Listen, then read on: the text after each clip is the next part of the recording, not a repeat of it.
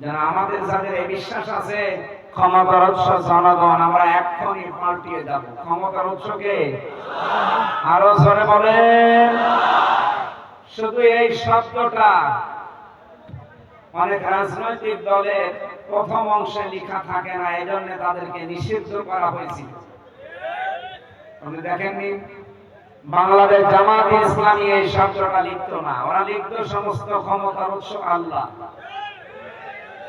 এই কারণে দেশের নাস্তিক বেঈমান রাম আর বাম সব এক জায়গায় হয়ে জালেমদের সহযোগিতা করে 1 তারিখে নিষিদ্ধ করে দিয়েছিলেন, না এদের আর চলতে দেব না। আল্লাহ আমার মনে হয় ডাইরেক্ট অ্যাকশন নিয়েছে। এটা তো আপনি জামাত ইসলামের গায়ে হাত দেননি, আপনি হাত দিয়েছেন আল্লাহর অস্তিত্বে। আল্লাহ বলছেন আমি সমস্ত ক্ষমতার উৎস, আর তুই আমার সৃষ্টিকে দিয়ে দিলি। দেখে কেমন ক্ষমতা আছে তো। যারা নিষেধ করেছিল 5 দিন পরে আল্লাহ তাদেরকে নিষিদ্ধ করে দিয়েছে।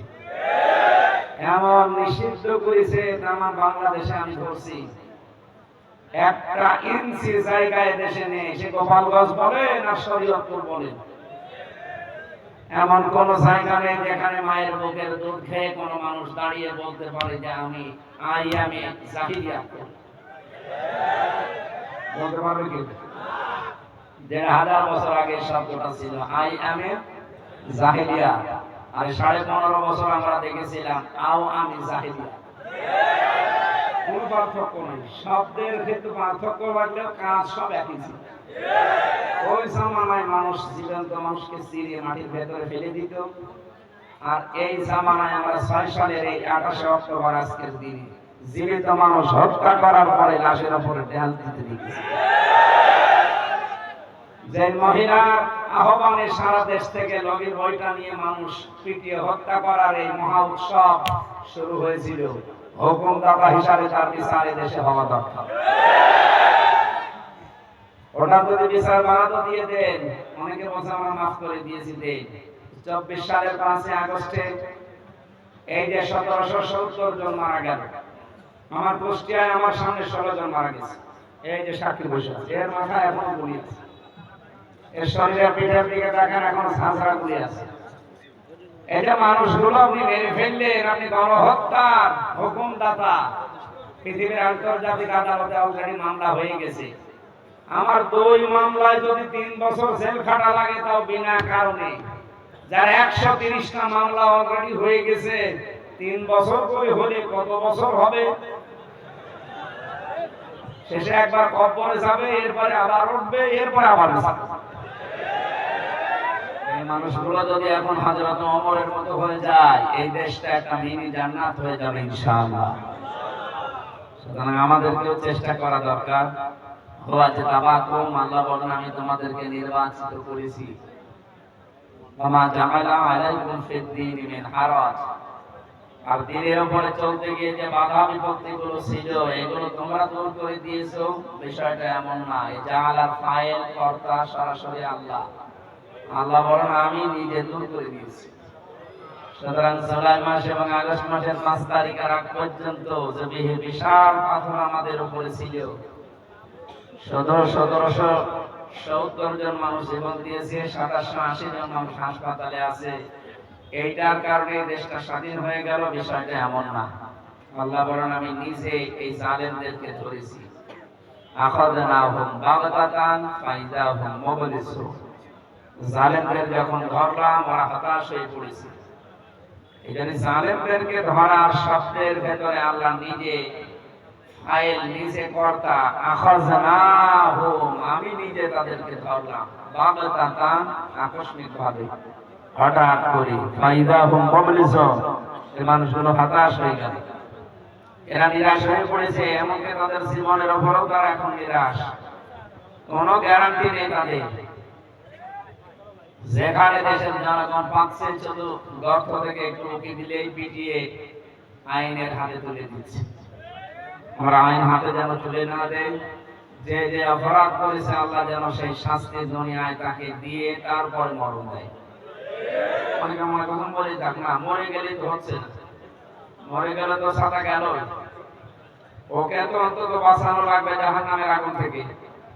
ও আনফুসাকুম ওয়া আহলিকুম নার, নিজে জাহান্নাম থেকে বাঁচো আর ওদেরকে বাঁচাও। যেহেতু ওরা এই দেশে জন্ম নিয়েছে, ওরা আমাদের আহাল, আমাদের পরিবারের লোক। আমরা চাই না যে মরণের পরে যে বিশাল জীবন আমাদের সামনে আসছে, এই জীবনে ওরা আবার আমলনামা হাতে নিয়ে অনন্তকালের জন্য কান্নাকাটি করুক। না, আমরা এটা চাই না। আপনাদেরকে ধোঁকা দিয়ে বোকা বানিয়ে প্রতারণামূলক কথা যারা শোনায়, আমরা ওই লাইনের লোক না। আমরা চাই, আমরা যদি জাহান্নাম থেকে বাঁচার চেষ্টা করি, আপনাদেরকেও বাঁচাতে চাই। ইয়া আইয়ুহাল্লাযীনা আমানু আলাইকুম আনফুসাকুম লা ইয়াগুররুকুম মান দাল্লা ইযা তাদাইতুম ইলা আখির আয়াত। ঈমানদারেরা, তুমি নিজেকে আগে বাঁচাও। তাহলে নিজে বাঁচা জাহান্নামের আগুন থেকে, এটা ফরজ। এটা কি বলেন তো? আর যারা আমার আহাল, এই পৃথিবীতে যারা মুসলিম, তারা সব এক পরিবারের লোক। মুসলমানের বাইরে যারা আছে, সে যে ধর্মের লোক হোক, ওরা সব এক পরিবারের লোক। কথা বুঝতেছে? এই বাংলাদেশে এখন যদি বলে, তাহলে অনেকের নামের আগে মোহাম্মদ লেখা আছে। এরা না, মোহাম্মদ লেখা থাকলে মুসলমান হবে, বিষয়টা এমন না। মুসলমান হওয়ার জন্য কয়েকটা শর্ত আছে। প্রথম শর্ত হচ্ছে আগা কেটে দেওয়া, নাকি না? আগা কেটে দিলে যদি মানুষ মুসলমান হয়ে যায়, তাহলে ছাগল কি? ছাগলও মুসলমান। মুসলমান হওয়ার জন্য আল্লাহ ঈমানদারকে ডাক দিয়েছেন, ইয়া আইয়ুহাল্লাযীনা আমানু তাকুল্লাহা হাক্কা তুকাতিহি ওয়া লা তামুতুন্না ইল্লা ওয়া আনতুম মুসলিমুন। ঈমানদারেরা আমাকে ভয় করো, ভয় করার মতো, আর মৃত্যুবরণ করবা না যতক্ষণ মুসলমান না হতে পারো। সুতরাং এদেশে হয়তো ঈমানদার আছে, কিন্তু মুসলমান এদেশে কম না বেশি? যদি আমরা বেশি থাকতাম, তাহলে এই 15.5 বছরের জুলুম আমাদের উপরে হতো না। আমরা মুসলমান কম আছি, মুমিন ঈমানদার আছে অনেক। একটু খেয়াল করে শুনবেন ভাই। অনেকের প্রশ্ন আসতে পারে, আবু জেহেল মুমিন ছিল না মুসলমান ছিল? বলেন তো ভাই। বললাম না কিছু লাগবে না, কি পাগল হয়ে গেছে? কিছু লাগবে না, নিয়ে যান, তার লাগে তার। এখানে আসবেন না, কথা বলবেন না। আমি আধা ঘন্টা কথা বলে আর 10 মিনিট বলি, ভালো করে বসে কথা বলবেন না ভাই। আল্লাহ একজন আছে, আসমান জমিন আল্লাহ বানিয়েছে, এই কথা আবু জেহেল বিশ্বাস করতো না, নাকি? এরা আলেম আছে না? ওয়ালা ইন সাআলতাহুম মান খালাকাস সামাওয়াতি ওয়াল আরদা লা ইয়াকুলুনা আল্লাহ। বহু জায়গায় আল্লাহ এটা কোরআনে দিয়েছে। আল্লাহ বলেন, হে নবী, আপনি যদি আবু জেহেলকে জিজ্ঞাসা করেন যে আসমান জমিন কে বানিয়েছে, ও বলবে লা ইয়াকুলুনা আল্লাহ, গ্যারান্টি দিয়ে বলবে আল্লাহ বানিয়েছে। তাহলে আল্লাহ একজন আছে, বিশ্বাস ছিল না? এই কথা বলেন না কেন? এমনকি যেদিন বদরে যাবে, ওই দিন কাবার গিলাফ ধরে বলছিল, কাবার মালিক তুমি একজন আছো, আমি জানি। মুহাম্মাদের বিরুদ্ধে আজকে যাচ্ছে বদরের ময়দানে যুদ্ধ করার জন্য। সত্যের পক্ষে যে আছে, তুমি তাকে বিজয় দিও। ওর দোয়া কবুল হয়ে গেছে, কারণ ও সত্যের পক্ষে ছিল না। সত্যের পক্ষে যিনি ছিলেন, আল্লাহ তাকে বিজয় দিয়েছিলেন। কথা বলেন না কেন? ওই জামানায় যারা আমরা কাফের মনে করি বা বলি যাদের, তারা যে আল্লাহ একজন আছে এই বিশ্বাস করে, কিন্তু তারা শিরক করে। আল্লাহর শক্তির সাথে বিভিন্ন শক্তি জুড়ে দিত, এই জন্য তারা মুশরিক। তারা কি? বলো না কেন? এদেশে অনেকে এখন এই লাইনে আছে, আল্লাহ একজন আছে এরা বিশ্বাস করে, কিন্তু আল্লাহর সাথে বিভিন্ন শক্তিকে জুড়ে দিয়ে তারা আবু জেহেল, আবু লাহাবের মতো মুশরিক হয়ে মারা যাচ্ছে। এদেশে একটা ভুল কথা প্রচার করা আছে, কারা করেছে আমি জানি না, এই কথাটা পাল্টাতে হবে। যারা বলে সমস্ত ক্ষমতার উৎস জনগণ, এই কথাটা কুফরি, এটা শিরকপূর্ণ কথা। এটা কোরআনের সাথে পুরো সাংঘর্ষিক। আল্লাহ বলেন, কুলিল্লাহুম্মা মালিকাল মুলক, হে নবী বলেন, রাজত্বের মালিক আমি আল্লাহ। ইন্নাল্লাহা আলা কুল্লি শাইইন কাদির, সব কিছুর উপরে ক্ষমতা আমি আল্লাহ। যারা বলছেন ক্ষমতার উৎস, ক্ষমতার সবচাইতে বড় মাধ্যম জনগণ, এর সাথে সাংঘর্ষিক না? বলেন না কেন? আবু জেহেল আল্লাহ আছে, আসমান জমিন আল্লাহ বানিয়েছে এটা বিশ্বাস করার পরেও আল্লাহর আইনের সাথে, শক্তির সাথে, পাওয়ারের সাথে শিরিক করার কারণে, অংশীদার স্থাপন করার কারণে ও যদি মুশরিক মারা গেলে ওরে আল্লাহ জান্নাত দেবেন, এটা ফাইনাল। কথা বলে না কেন? আমরাও যদি ওই রকম বিশ্বাসে থাকি আল্লাহ আমাদের জান্নাত দেবে, তাহলে এটা অবিচার হয়ে যাবে না? যেন আমাদের যাদের এই বিশ্বাস আছে ক্ষমতার উৎস জনগণ, আমরা এক্ষুনি পাল্টিয়ে যাব। ক্ষমতার উৎসকে আরো জোরে বলেন। শুধু এই শব্দটা অনেক রাজনৈতিক দলের প্রথম অংশে লেখা থাকে না, এই জন্য তাদেরকে নিষিদ্ধ করা হয়েছিল। আপনি দেখেননি বাংলাদেশ জামাত ইসলামী এই শব্দটা লিখতো না, ওরা লিখতো সমস্ত ক্ষমতার উৎস আল্লাহ। এই কারণে দেশের নাস্তিক, বেঈমান, রাম আর বাম সব এক জায়গায় হয়ে জালেমদের সহযোগিতা করে 1 তারিখে নিষিদ্ধ করে দিয়েছিলেন, না এদের আর চলতে দেব না। আল্লাহ আমার মনে হয় ডাইরেক্ট অ্যাকশন নিয়েছে। এটা তো আপনি জামাত ইসলামের গায়ে হাত দেননি, আপনি হাত দিয়েছেন আল্লাহর অস্তিত্বে। আল্লাহ বলছেন আমি সমস্ত ক্ষমতার উৎস, আর তুই আমার সৃষ্টিকে দিয়ে দিলি, দেখে কেমন ক্ষমতা আছে তো। যারা নিষেধ করেছিল 5 দিন পরে আল্লাহ তাদেরকে নিষিদ্ধ করে দিয়েছে। এমন নিষিদ্ধ করেছে আমার বাংলাদেশে আমি ধরছি 1 ইঞ্চি জায়গায় দেশে নেই, সে গোপালগঞ্জ বলে না শরীয়তপুর বলে, এমন কোন জায়গা নেই যেখানে মায়ের বুকের দুধ খেয়ে কোনো মানুষ দাঁড়িয়ে বলতে পারে যে আমি জাহিলিয়া বলতে পারবে কি? 1500 বছর আগে শব্দটা ছিল আই এম এ জাহিলিয়া, আর 15.5 বছর আমরা দেখেছিলাম আও আমি জাহিলিয়া। কোনো পার্থক্য নেই, শব্দের ক্ষেত্রে পার্থক্য বাড়লেও কাজ সব একই ছিল। ওই জামানায় মানুষ জীবন্ত মানুষকে চিরিয়ে মাটির ভেতরে ফেলে দিত, আর এই জামানায় আমরা 6 সালের এই 28 অক্টোবর আজকের দিনে জীবিত মানুষ হত্যা করার পরে লাশের উপরে ঢেল দিতে দেখেছি। যে মহিলার আহ্বানে সারা দেশ থেকে লগির বইটা নিয়ে মানুষ পিটিয়ে হত্যা করার এই মহা উৎসব শুরু হয়েছিল, হুকুমদাতা হিসাবে তার বিচার দেশে হওয়া দরকার। ওটা যদি বিচার বাড়াতে দিয়ে দেন, অনেকে বলছে আমরা মাফ করে দিয়েছি দেন। 24 সালের 5 আগস্টে এই যে 1770 জন মারা গেল, আমার কুষ্টিয়ায় আমার সামনে 16 জন মারা গেছে। এই যে সাক্ষী বসে আছে, এর মাথায় এখন গুলি আছে, এর শরীরে পিঠের দিকে দেখেন এখন ঝাঁঝরা গুলি আছে। এই যে মানুষগুলো আপনি মেরে ফেললেন, আপনি গণহত্যার হুকুমদাতা। পৃথিবীর আন্তর্জাতিক আদালতে অলরেডি মামলা হয়ে গেছে।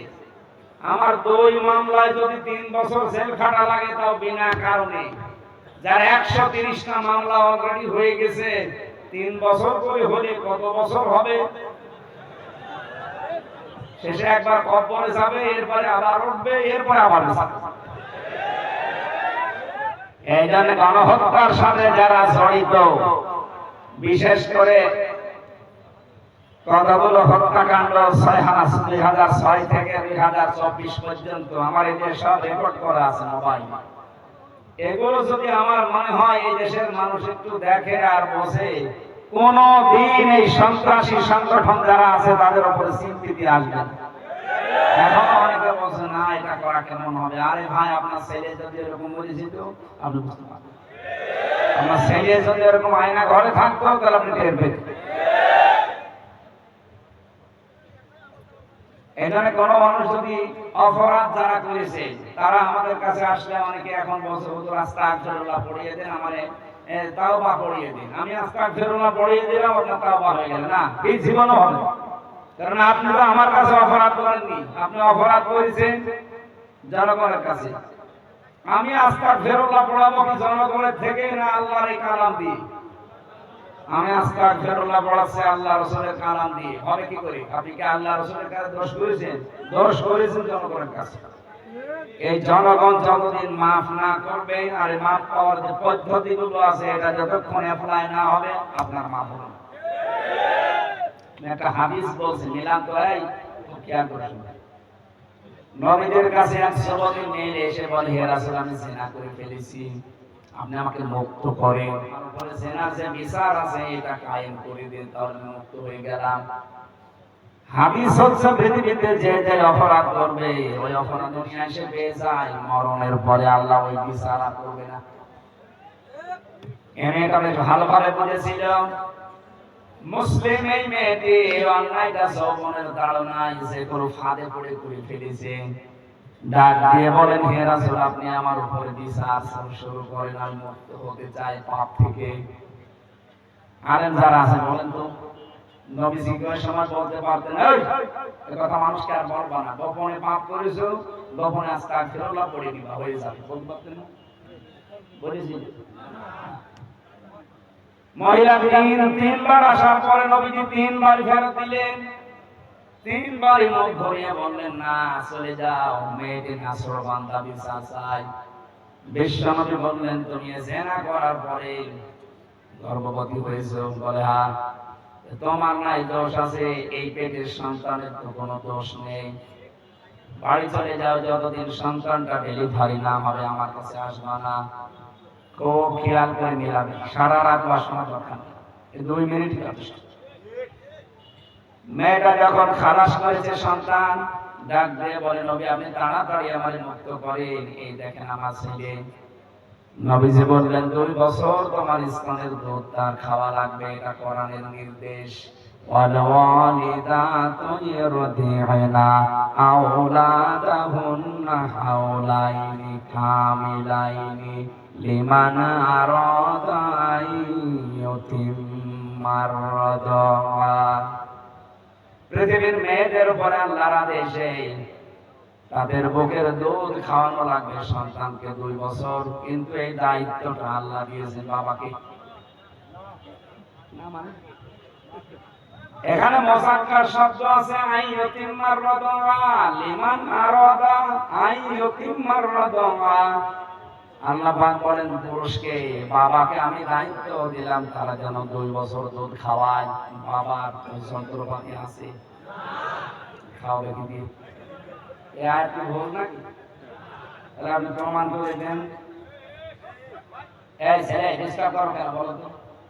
হ্যাঁ, এটা গুরুত্বপূর্ণ বিষয় বলছি, ওর উপর হাত ধরে বসিয়ে দিন, ওর ভিডিও করার দরকার।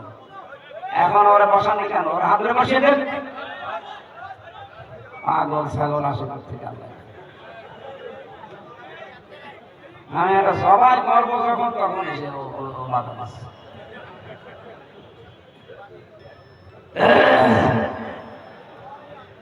কি বলতেছিলাম বলেন তো? আমার মনে আছে, আপনাদের মনে আছে কিনা আমি দেখলাম। লিমান আরাদা আইয়ুতিম্মার রাদা, এই দায়িত্ব আল্লাহ বাবাকে দিয়েছে, মাকে দেয়। তো বাবার যেহেতু মেশিন পত্র নেই, এই জন্য এই দায়িত্বটা মা পালন করছে। পালন করার জন্য যদি মা বলে, না আমি সন্তানকে দুধ দেব না, তোমার ছেলে তুমি দাও, বাবার কিন্তু এটা দেওয়া লাগবে। বাবার নেই, এজন্য যদি মা টাকা দাবি করে, সম্পদ দাবি করে, যে আমার পারিশ্রমিক হিসাবে 2 বছর দুধ খাওয়ালে 2 লাখ টাকা দেওয়া লাগবে, এই বাবার তাই করে। এটা মাইকে বললে ওদের কানে আওয়াজ যাবে, শেষে আমিও ধরা খাবো, কারণ আমার এই 20 দিন আগে একটা হয়েছে। যেভাবে চালাচ্ছে চালাক, ছাতা বলে আমি ধরা খাবো, কোরআনে আছে, এই জন্য আমি করলাম এটা। এটা দায়িত্ব কিন্তু আল্লাহ মাকে দেয়নি, দিয়েছে কাকে? বলেন বলেন। এই জন্য ওই জামানায় যারা জন্মনিত বিশ্ব মায়ের দুধ কিন্তু তারা খেতে পারেনি, বেশিরভাগ তারা ধাত্রী মা, দুধ মা তাদের আলাদা ছিল। তাদেরকে দুধ মার কাছে নিয়ে 6 মাস 1 বছর 2 বছর এভাবে রাখতো, ওরা লালন পালন করে দিত, দুধ খাওয়ানো প্রতিপালন করা, মাসে মাসে তাদেরকে টাকা দেওয়া লাগতো। মেয়েরা যদি এখন বেঁকে বসেছে, না যেহেতু জানতাম না এখন জানলাম, আমরা আর স্তনের দুধ দেব না যদি প্রতিটি সন্তানের জন্য 1 লাখ করে টাকা না দিই। এসব বিয়ে করায় দেশে বন্ধ হতে হবে। আমি এই মাসলা কোনো জায়গায় বলবো না, তর্ক করছি, গোপনে বলা ভালো ছিল। সম্মানিত ভাইরা, তাহলে দায়িত্ব পেলাম এখানে, সন্তান আসার পরে 2 বছর দুধ দেওয়া লাগবে মায়ের, কিন্তু দায়িত্ব কার? বলছে আল্লাহ। তখন এলাকায় আসলাম তো, দায়িত্ব বাবা কার? বাবা যদি টাকা পয়সা খরচ করে হলেও দুধ খাওয়ানো লাগে, কাউকে ভাড়া করে খাওয়ান আর আপনার স্ত্রীটা খাওয়ান, টাকা পয়সা দিয়ে খাওয়ালেও খাওয়ানো লাগবে। কারণ এই হক আল্লাহ আপনাকে দিয়েছে। বাবাকে, কাকে? শব্দটা যেহেতু বাবা, মুজাক্কার শব্দ, পুরুষ, মহিলা শব্দ আল্লাহ দেয়।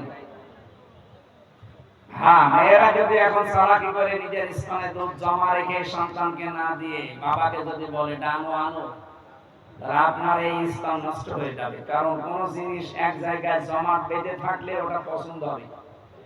দুধ আপনার স্থানে আল্লাহ দিয়েছে অনেকগুলো কারণ আছে। এর ভেতরে শুধু এটা দুধ না, এর ভেতরে মহব্বত, ভালোবাসা আল্লাহ তৈরি করে রাখে। যে সন্তান মায়ের স্তনের দুধ যত বেশি পান করে তার শরীর স্বাস্থ্য তত ভালো হয়, রোগ মুক্ত থাকে, আর মায়ের সাথে তার ভালোবাসা বাড়ে। বাইরের দেশগুলোতে সিস্টেম নেই, এই জন্য ওদের সন্তানের সাথে আল্লাহ মহব্বত নষ্ট করে দিয়েছে। মুরব্বী হয়ে গেলে শেষ পর্যন্ত সন্তান আর মায়ের পরিচয় নেই, রেখে আসে বৃদ্ধাশ্রমে, মাসে মাসে টাকা দিয়ে দেয়। এদেশে যদিও এরকম নেই, তারপরও অনেক আধুনিক শিক্ষায় শিক্ষিত যারা দাবি করছে তাদের বাড়িতে এগুলো দেখা যায়। আর এগুলো দেখার পেছনে শুধু এই স্বামী দায়ী না, এই স্বামীকে বাধ্য করে তার স্ত্রী। আমি রাঙ্গামাটি গিয়েছিলাম, রাঙ্গামাটি লঙ্গদু। আসার সময় দেখলাম বৃদ্ধাশ্রমে এক মা বসে বসে কাঁদতেছে। ছেলেটা পায়ের কাছে গিয়ে বলছে, মা কাঁদো কেন? মা বলছে, বাবা আমি যখন মারা যাব, এই যে মাথার উপরে যে ফ্যানটা ঘরে রওশনের সাথে মতো ঘুরছে, আস্তে আস্তে এই ফ্যানটা তুই পাল্টিয়ে দিবি। ছেলেটা বলছে, মা গো তুমি যদি মারা যাও তাহলে ফ্যান আর পাল্টিয়ে কি করবো? মা বলছে, বাবা আজ 2 মাস এখানে আছি, তুই তো কোনো খোঁজ খবর নিস না। আমি কর্তৃপক্ষকে বলেছিলাম যে ফ্যানটা পাল্টিয়ে দিন, বাতাস হয় না, ওরা আমার কথা শুনে না। কারণ টাকা না দিলে ওরা শুনবে কি দিয়ে? 2 মাস পরে তুই আসলে আমার মরণের খবর শোনার পর আমি ওদেরকে বলেছিলাম, বলেন তোর মা মারা যাবে, এই জন্য তোরে খবর দিয়ে আজকে দিয়ে এসেছে। তোকে আমি ফ্যানটা পাল্টিয়ে দেওয়ার কথা মরণের পরে বলছি এই কারণে, কারণ তুই যা আমার সাথে করলি আমার মন ডেকে বলছে আমার মরণের পরে তোর সন্তান বড় হয়ে তোরও এখানে রেখে যাবে। তোর তো ফ্যান ছাড়া ঘুম হয় না, তোর কষ্ট হবে। ছোটবেলা থেকে কোনোদিন আমি তোর এভাবে কষ্ট দেইনি, কষ্ট আমি দেখতেও পারবো না। আমি তো থাকবো না, তোর বাতাস দেবে কে? তোর আগে থেকে সতর্ক করলাম, তুই ফ্যানটা এখন পাল্টিয়ে দে। কথা বলার পরেই দেখলাম আমার হাতের উপরে মা মারা গেল। হাও মাও করে কাঁদে আর বলে, হুজুর শুধু আমার উপরে ভাগ করবেন না, এই দোষ আমার বউ। 2 মাস আগে আমার এই মা নিয়ে আমি বিপদে পড়েছিলাম। বউ আমার এই সাফ সাফ জানিয়েছে, এই বড়ি যদি পানি থাকে আমি তো আমার ভাত খাবো না, আর বড়ি থাকবে আমি থাকবো। আমার ছেলে মেয়ে আছে 2টা, তাদের মুখের দিকে তাকে আমি কিছু বলতেও পারি না, তালা করতে পারছি না। বাধ্য হয়ে মাকে এই বাড়ি থেকে বের করে জায়গায় রেখে দিয়েছিলাম। মাটা আজকে আমার হাতের উপরে মারা গেল। পৃথিবীতে আমার নাম ধরে ডাকার মতো আর কেউ নেই।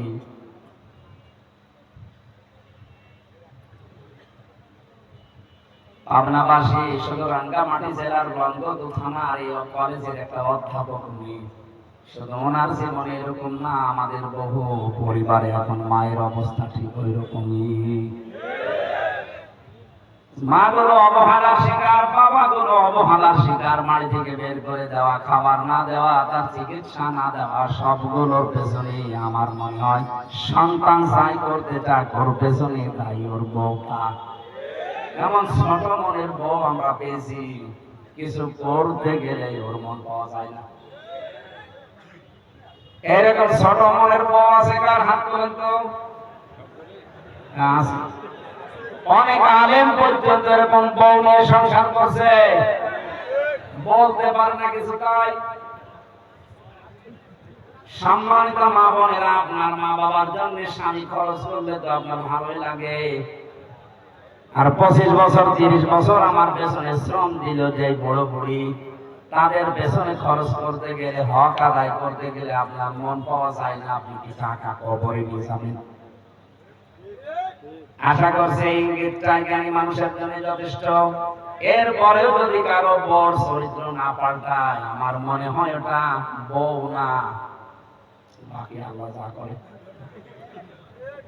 ও সবাই নামাজ পড়ুক, রোজা রাখুক, কালো বোরকা পড়ুক, ও সব কিছুই করুক, যদি শ্বশুর শাশুড়িকে নিজের মা বাবার মতো মনে করতে না পারে, ওর জন্য জান্নাত হবে না। কারণ পরিবারে আপনি স্বামীর মন যদি পেতে চান, একটা টিপস দিয়ে দিলাম, পৃথিবীতে স্বামীর কাছে প্রিয়জন কারা দেখবেন? আর আমরা জানি সন্তান হিসাবে এই দুনিয়ায় আল্লাহ রাসূলের পরে আমার কাছে সবচাইতে প্রিয় জিনিস আমার মা বাবা। আপনি আমার প্রিয় জিনিস যত বেশি সময় দেবেন, ভালোবাসবেন, এদের প্রতি যত বেশি উদ্বুদ্ধ করাবেন আমাকে, তত বেশি আমার মন পাবেন। মেয়েরা বিষয়টা হয়তো জানার পরও না জানার ভান করে থাকে, কারো ফসে পড়ে, আর ওরে ফস দেয় ওর মা আর ওর বড় বোন। খাপের খাপ মন কাছে মিলে যাচ্ছে। এরকম পরিবার দেশে নেই। আশা করছি মেয়েদের মন ন্যারো মাইন্ডের হবে না, ব্রড মাইন্ডের হবে। এরা খোলা মনের, প্রশস্ত মনের অধিকারী হবে। আপনি কি করবেন দুনিয়ায় 200 বছর বেঁচে থেকে যদি জাহান্নামে যাওয়ার আগে? যে মাসলাটা বলার জন্য পর্যন্ত আসলাম, আমি মাসলা বলে ফেলেছি। দায়িত্ব কিন্তু বাবার, দুধ পান করানো। যেহেতু এই মহিলার স্বামী নেই, অবৈধ সন্তান, ও বাবা পাবে কোথায়? নবীজি বললেন, তোমার স্তনের 2 বছর দুধ খাওয়াও, এরপরে সব খাবার দিয়ে আমার কাছে নিয়ে আস। নিয়ে আসলেন। নবীজি বললেন, সাহাবী, এই বাচ্চাটাকে নিয়ে লালন পালন করো, আর মেয়েটাকে মাটির ভেতরে গেড়ে দাও, পাথর মারতে থাকো। আমি শিক্ষা বের করার জন্য এটা বলছি। হযরত খালিদ ইবনে ওলীদ একটা পাথর তুলে দিলেন, ছুরি করে নিক্ষেপ। মেয়েটার মাথা ফিনকি দিয়ে রক্ত বের হয়ে খালিদ ইবনে ওলীদের মাথায় মুখে ছিটকে পড়েছে। তিনি ভর্ৎসনা দিলেন, ডাক দিয়ে বললেন, হ্যাঁ, এরকম নাপাক মহিলার রক্ত আমার শরীরে লেগেছে। সেই নবীদের কানে কথা যাবার পরে তিনি বললেন, খালিদ থামো।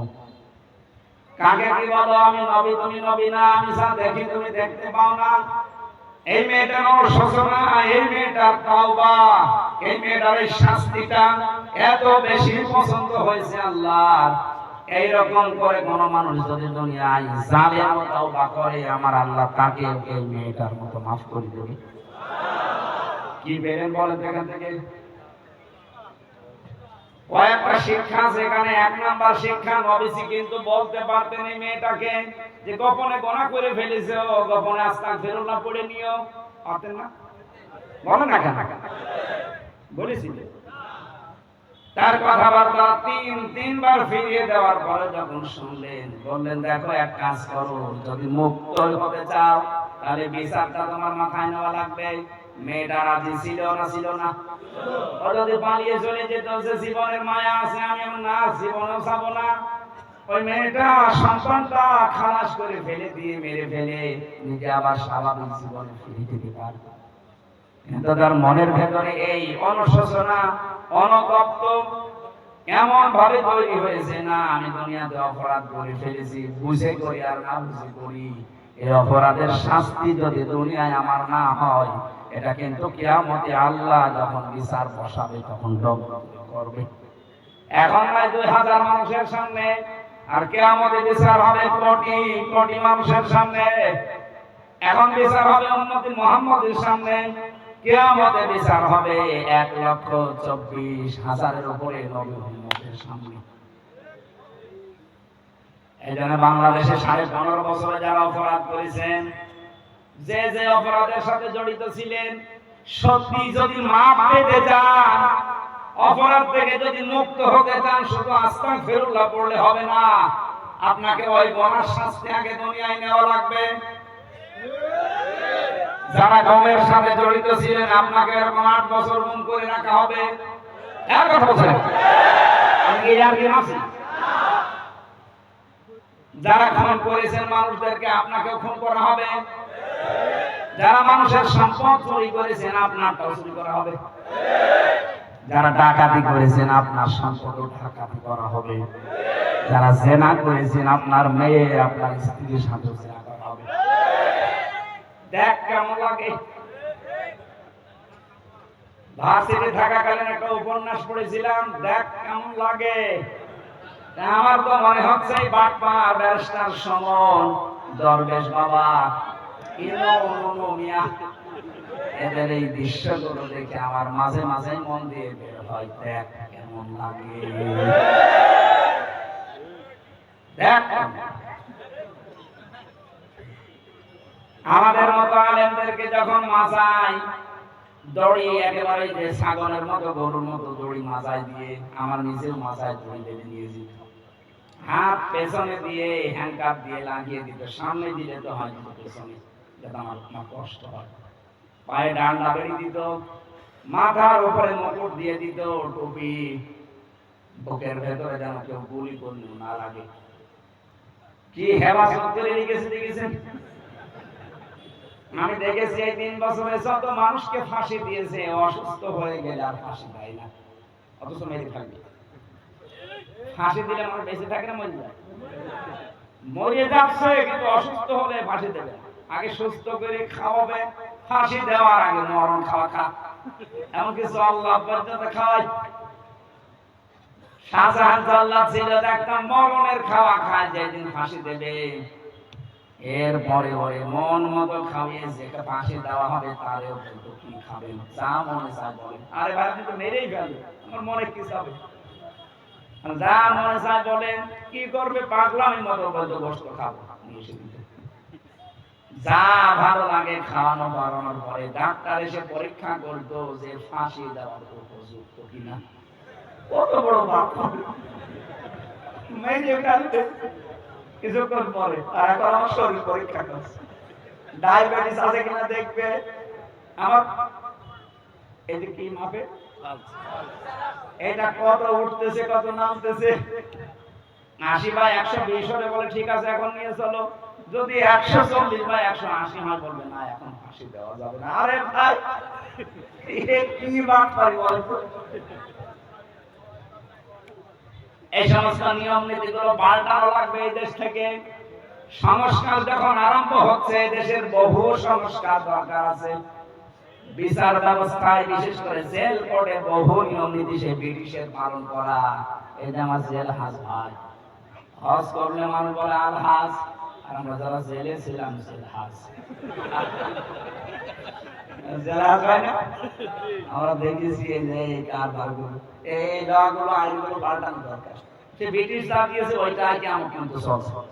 কারণ এটা মুসলমানের দেশ, 96% মুসলমান এখানে আছে। জেলখানায় দিলে তার সাথে আচরণ কি করা লাগে ওই আচরণ শুরু করেন, ও মানুষগুলো অনুতপ্ত হয়ে ফিরে আসবে সামামার মতো।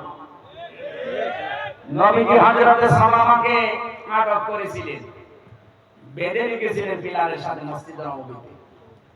বিশ্বনবী বলেন, সামামা এখন কেমন লাগে, কি করা যায় তোমার সাথে? হযরতে সামামা ওই সমস্ত লিডার ছিলেন কাফেরদের, ইয়ামামার বিগ লিডার তিনি। ডাক দিয়ে বলে, মুহাম্মদ তুমি বাঁচাতেও পারো ছেড়ে দিতেও পারো। তারপরও তিনি কিন্তু জেল বন্দী ছিলেন না, তিনি ছিলেন যুদ্ধবন্দী।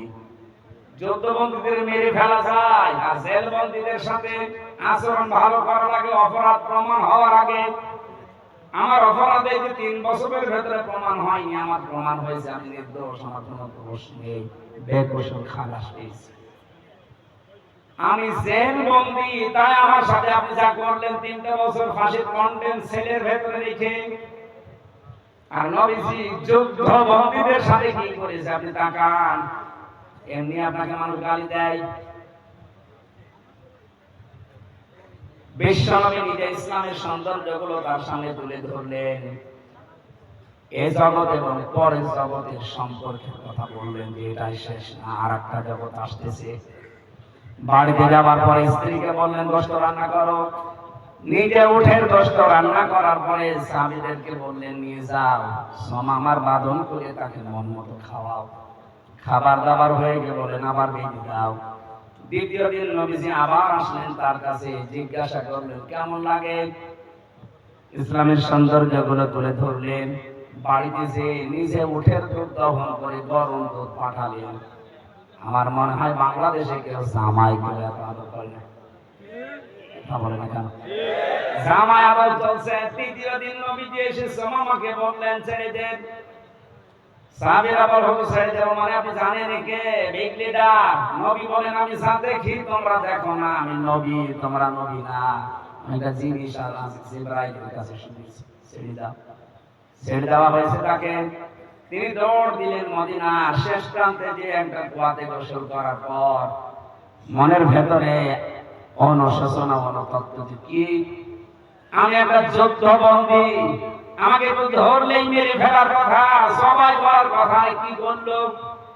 ফিরে আসলেন, এসে বলেন হে নবী আমি আর বাপ দাদার ধর্মে ফিরে গেলাম না, আমার দেশে আর যাব না, দয়া করে আপনি শান্তির ধর্ম ইসলামে আমার দীক্ষিত করার। তাকে পড়িয়ে দিলেন নবীজি লা ইলাহা ইল্লাল্লাহ মুহাম্মাদুর রাসূলুল্লাহ। এই লোকটা মদিনাতে ছিলেন। যেহেতু ইয়ামামা থেকে মদিনায় মক্কায় গম আসতো, এই গম পেশার পরে রুটি বানিয়ে খেত। তিনি বললেন নবীজিকে মক্কার লোকেরা মানে না, আমি গম বন্ধ করে দিলাম। তার শক্তি ছিল কারণ তিনি লিডার ছিলেন। শেষ পর্যন্ত বিশ্ব নবীর হস্তক্ষেপে এটা বন্ধ হয়ে যায়। আবার তিনি চালু করে দিলেন, কারণ নবীজির কথা ফেলা যায় না। এখান থেকে আমি শিক্ষা দিতে চাই, বিশ্ব নবী মুহাম্মদ রাসূলুল্লাহ যুদ্ধবন্দীদের সাথে যে আচরণ করেছিলেন, বাংলাদেশে 15.5 বছরে যদি যিনি পালিয়ে গেছেন উনি থেকে শুরু করে যারাই দায়িত্বে ছিলেন, এরা যদি এই জেল বন্দীদের সাথে কারাবন্দীদের সাথে এরকম আচরণ করতেন, এই মানুষগুলো আমার মনে হয় সব আপনার দলে চলে যেত। আপনি সুযোগটাও কাজে লাগালেন না। 15.5 বছরে জুলুম জুলুম জুলুম শেষ পর্যায়ে পৌঁছিয়ে গেলেন। আল্লাহ বলেন ইন্নামা নুমলি লাহুম লিয়াজদাদু ইসমা। ওরা যখন পাপের বোঝা পরিপূর্ণ করে ফেলেছে, ওয়ালাহুম আযাবুম মুহিন, তখন আমি অপমানজনক শাস্তি দিলাম। এমন শাস্তি আল্লাহ দিয়েছে, আপনি তাকান। এই কালো মালিক কথা বলেন না, কালা মালিকের আল্লাহ কলার পাতায় শুয়েছে, ওর বিষ উড়ে গেছে। হ্যাঁ, ওর সংসার করার কাজ শেষ। আর কি করবে আল্লাহ? আপনারা নবীজির উম্মত দাবি করেন, মুসলমান দাবি করেন, অথচ নবীজি যুদ্ধবন্দীদের সাথে যা করেছিলেন আপনি কারাবন্দীদের সাথে তা করতে পারেননি। এমন এমন কঠিন অবস্থায় ফেলে দিত, যারা শহীদ হয়ে গেছে আমরা দেখেছি। নবীজিকে গালি দেওয়ার কারণে আমার নিজের চোখের সামনে একজনকে ফাঁসি দিতে নিয়ে গেল।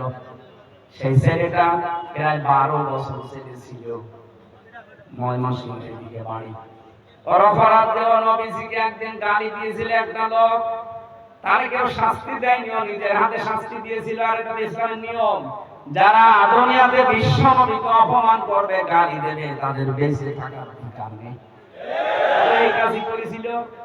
শেষ পর্যন্ত গ্রেফতার করে জেলে দিয়ে এই 12টা বছর পরে আমি যেদিন বের হলাম তার কিছুদিন আগে ফাঁসি দিয়ে দিল। সে যাবার সময় আল্লাহু আকবার বলতে বলতে যাচ্ছিল। আমি বাস্তবে দেখেছি আপনি কারাবন্দীদের সাথে আচরণ করতে পারেন নাই। এই 15.5 বছরের সবচেয়ে বেশি জুলুমের শিকার কারাগারে হয়েছে আলেমরা। মাওলানা মামুনুল হক শেষ পর্যন্ত কোর্টে হাজির হওয়ার সময় দেখেছেন এই প্রিন্সিপল পারতো না। শ্রদ্ধাভাজন বড় ভাই আমার সাথে 3 বছর ছিলেন, তার বহু অবদান আমার প্রতি আছে। আমি কৃতজ্ঞতা স্বীকার করছি, আল্লাহ পাক তার জীবনের অপরাধগুলো যেন সব মাফ করে দেয়।